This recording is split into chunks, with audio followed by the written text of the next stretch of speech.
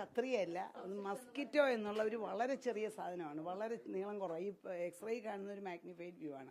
കത്രിയല്ല, mosquito ആണ്. Mosquito എന്ന് പറയുന്നത് നമ്മൾ ബ്ലഡ് വെസലിൽ നിന്ന് ബ്ലഡ് വരുമ്പോൾ പിടിക്കാൻ ഉപയോഗിക്കുന്ന ചെറിയ ഉപകരണമാണ്. അപ്പോൾ അത് പോകാൻ പാടില്ല. പക്ഷേ ഇത് ശരിക്കും ഇൻസ്ട്രുമെൻസിൻ്റെ എണ്ണം ആദ്യമേ ഒരു ബോർഡിൽ എഴുതണം, ഒരു സ്ക്രബ്നേഴ്സ്.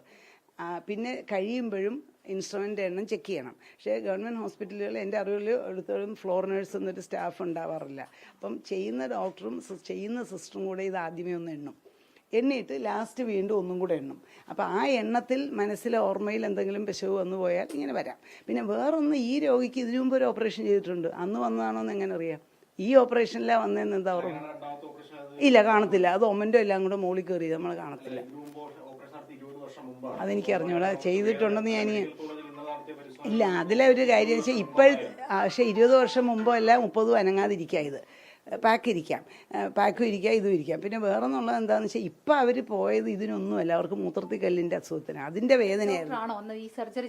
അല്ല, ഞാനല്ല ചെയ്തത്. അല്ല എന്ന് 100% എനിക്കറിയാം. ഞാനല്ല, അന്ന് ഞാൻ റിട്ടയർ ചെയ്യുന്നതിന് തൊട്ട് മുന്നെയാണ്. അതുകൊണ്ട് വലിയ കേസുകളൊന്നും ഞാനന്ന് ചെയ്തിട്ടില്ല. അന്ന് കോവിഡായിരുന്നു. കൺസൾട്ട് ചെയ്താൽ ഞാൻ യൂണിറ്റ് ചീഫ് ആകുമ്പോൾ നാച്ചുറലി എല്ലാവരും യൂണിറ്റ് ചീഫിൻ്റെ പേരല്ലേ പറയത്തുള്ളൂ. അന്ന് കോവിഡ് ആയതുകൊണ്ട് കോവിഡ് റിലേറ്റഡ് മീറ്റിങ്ങുകളും ഒരുപാട് പ്രശ്നങ്ങളുണ്ടല്ലോ, നമുക്ക് കോവിഡ് റിലേറ്റഡ് ഒത്തിരി കാര്യം ചെയ്യാനുള്ളതുകൊണ്ട് ഞാൻ അതിൽ ഇൻവോൾവ് ആയിരുന്നു. അപ്പോൾ അന്ന് ഒരുപാട് ഓപ്പറേഷനുകൾ ചെയ്തിട്ടില്ല എന്നുള്ളതുകൊണ്ടാണ് ഞാൻ അത്ര ഉറപ്പായിട്ട് പറയുന്നത്. ഇല്ല, എനിക്ക് ഓർമ്മയില്ല. അന്ന് ഒന്നാമത് പ്രത്യേകിച്ച് കോവിഡ് ആയിരുന്നുകൊണ്ടാണ് കോവിഡിലായിരുന്നു നമ്മുടെ ശ്രദ്ധ മുഴുവൻ. കോവിഡ് ഗർഭിണികൾ പ്രൈവറ്റ് ആശുപത്രിക്കാരൊന്നും എടുക്കുന്നില്ല, എല്ലാം ഞങ്ങളല്ലേ. ദൂരം കോവിഡ് നമ്മൾ പ്രഗ്നൻസി റിലേറ്റഡ് ഒത്തിരി നമ്മളന്ന് ഫുൾ അതിലായിരുന്നു. അപ്പം നമ്മൾ ഈ ബാക്കി ഇലക്റ്റീവ് സർജറിയൊക്കെ ഒരുപാട് കുറച്ചായിരുന്നു. പക്ഷേ ഇത് 3.5 കിലോ ഉള്ളതും ക്യാൻസർ ആണോ എന്ന് സംശയമുള്ളതുമായ ഒരു ട്യൂമർ ആയിരുന്നുകൊണ്ടാണ് 10-ാം തീയതി അഡ്മിറ്റ് ചെയ്ത് 12-ാം തീയതി ചെയ്ത് 15-ന്, അത് ഇന്നലെ അവർ TV പറഞ്ഞതാണ്, 15-ന് വിട്ടു. എനിക്ക് ഓർമ്മയില്ല, 3 ദിവസം കൊണ്ട് അവരെ വിട്ടു എന്ന് അവർ പറഞ്ഞു ഇന്നലെ. അപ്പോൾ അത്രയും സിൻസിയറായിട്ടും കാര്യമായിട്ടും അവരന്ന് അഡ്മിറ്റ് ചെയ്തിട്ടുണ്ട്. ഈ വീട്ടിൽ ആരെയും കാണില്ല. അത് വേറൊന്നോ, ഞാൻ ആരോടും പേടിച്ച, ഇവിടെ ആലപ്പുഴയുള്ള എല്ലാവർക്കും അറിയാം, ആരോടും ഞാൻ സർജറിക്ക് വേണ്ടി ഇന്ന് വരെ പൈസ മേടിച്ചിട്ടില്ല. അതുകൊണ്ട് ഇവരോട് ഞാൻ മേടിച്ചിട്ടില്ല, അത് എനിക്ക് ഉറപ്പാണ്. അതല്ലേ പറ്റത്തുള്ളൂ, അല്ല എനിക്ക് പ്രൈവറ്റിൽ പോയി ചെയ്യാൻ പറ്റില്ല. ഇല്ല, ഈ പ്രൈവറ്റ് കൺസൾട്ടേഷൻ എന്ന് പറഞ്ഞാൽ വലിയൊരു കാര്യമൊന്നുമില്ല. ആളുകൾ വന്ന് പല പരിചയത്തിൻ്റെ പേരിലും പലരും വിളിച്ചൊക്കെ ഈ രാഷ്ട്രീയക്കാർ തന്നെ വിളിച്ചു പറഞ്ഞൊക്കെ ഒത്തിരി പേര് വന്ന് എന്നെ കാണാറുണ്ട്. അതൊന്നും ഒരു വലിയൊരു മറ്റ് പ്രൈവറ്റ് ആശുപത്രികളിലെ പ്രൈവറ്റ് കൺസൾട്ടേഷൻ പോലെ വലിയൊരു സംഭവമൊന്നുമല്ല, നമ്മൾ സമ്പാദിക്കുന്ന കാര്യമൊന്നുമല്ല. ഞാനൊരു 38 കൊല്ലം ഗവൺമെൻറ്റിൽ വളരെ തുച്ഛമായ ശമ്പളത്തിൽ ജോലി ചെയ്ത ആളാണ്. മനസ്സിലായോ? അതെല്ലാവരും ചോദിക്കുക. ഇല്ല, അതറിയത്തില്ല. ഇതിൻ്റെ എണ്ണത്തിനൊന്നും ഒരു കണക്കും ഗവൺമെൻറ് ആശുപത്രികളിലില്ല. അതൊക്കെ സിസ്റ്റം, പണ്ട് മന്ത്രി പറഞ്ഞ പോലെ ഇതൊന്നും സിസ്റ്റം ഗവൺമെൻറ് ആശുപത്രി കൊണ്ടുപോകാനുള്ള സ്റ്റാഫില്ല പ്രോപ്പർ. ഞങ്ങൾക്ക് ആഗ്രഹമില്ലാഞ്ഞിട്ടല്ല. ഒരു ഫ്ലോർ നേഴ്സ് ഇങ്ങനെ വേണം നിർബന്ധമായിട്ടൊന്ന്. ഞാൻ പ്രൈവറ്റ് ജോലി ചെയ്തപ്പോൾ എനിക്ക് എല്ലാ കേസിനും ഫ്ലോർ നേഴ്സ് ഉണ്ട്. ആ ഫ്ലോർ നേഴ്സ് ആദ്യമേ ഒരു വൈറ്റ് ബോർഡ് വെച്ചിട്ടുണ്ട്. നമ്മൾ വയറ് തുറക്കുന്നതിന് മുമ്പ് ഇത്ര മസ്കിറ്റോ ഉണ്ട്, ഇത്ര ബാക്കി ആർട്ടറി ഉണ്ട്, അതുണ്ട്, ഇതുണ്ട്, എല്ലാം നമ്പർ എഴുതിയിടും. ഇവിടെ ഈ ചെറിയ പ്രോവിഡൻസ് ആശുപത്രി പോലും അങ്ങനെയാണ് ചെയ്യുന്നത്.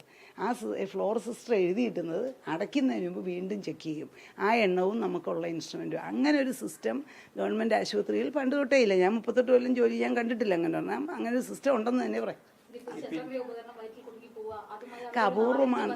5 അല്ല 50 വർഷം ജീവിച്ചാലും ഒന്നും സംഭവിക്കത്തില്ല.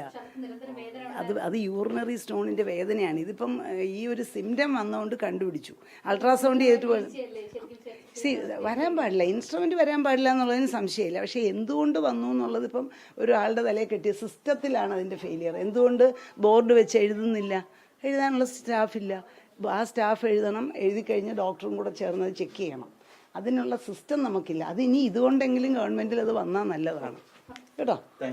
അതുകൊണ്ട് ഞാൻ ചെയ്തതല്ല. ഒന്ന് പേര് വെളി വരുന്നവരെ നിങ്ങൾ ക്ഷമിക്ക്.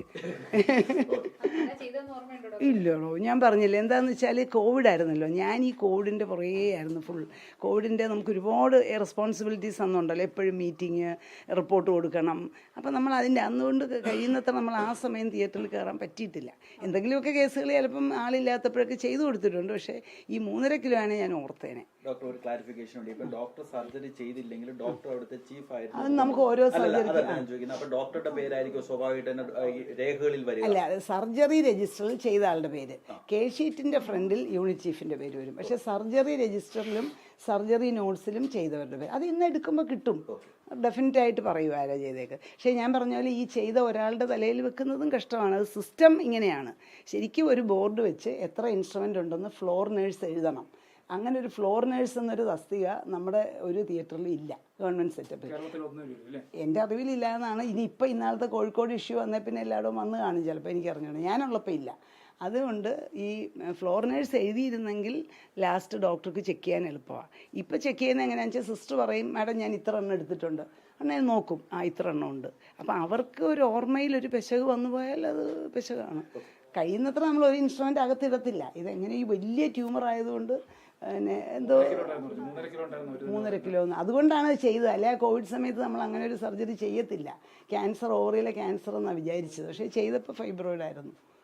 പേഷ്യൻ്റെ നന്മയ്ക്ക് വേണ്ടിയാണ് ആ കോവിഡ് കാലത്ത് കഷ്ടപ്പെട്ട് ചെയ്തത്. ഇപ്പം ചെയ്തവർക്ക് അത് വരെയായി. പക്ഷേ എടോ ഇത് വയറ്റിലുള്ളതുകൊണ്ട് ഒന്നും അറിയത്തില്ല. വെക്കാമെന്നല്ലേ, തെറ്റാണ്. പക്ഷേ വയറ്റിൽ ഇത് ഇരുന്നുകൊണ്ട് ഒന്നും അറിയാം. ഇത് പണ്ട് 20 കൊല്ലം മുമ്പ് വെച്ചതും ആകാം, ഇപ്പോൾ വെച്ചതാണെന്നുള്ളതിന് ഒരു തെളിവുമില്ല. ഇനിയിപ്പോൾ വല്ല കെമിക്കൽ ടെസ്റ്റ് കൊണ്ട് ഇൻസ്ട്രുമെൻ്റ് പഴക്കം കണ്ടുപിടിക്കുകയോ അങ്ങനെ വല്ലതും ചെയ്യേണ്ടി വരും, അല്ലാതെ അറിയാൻ പറ്റും.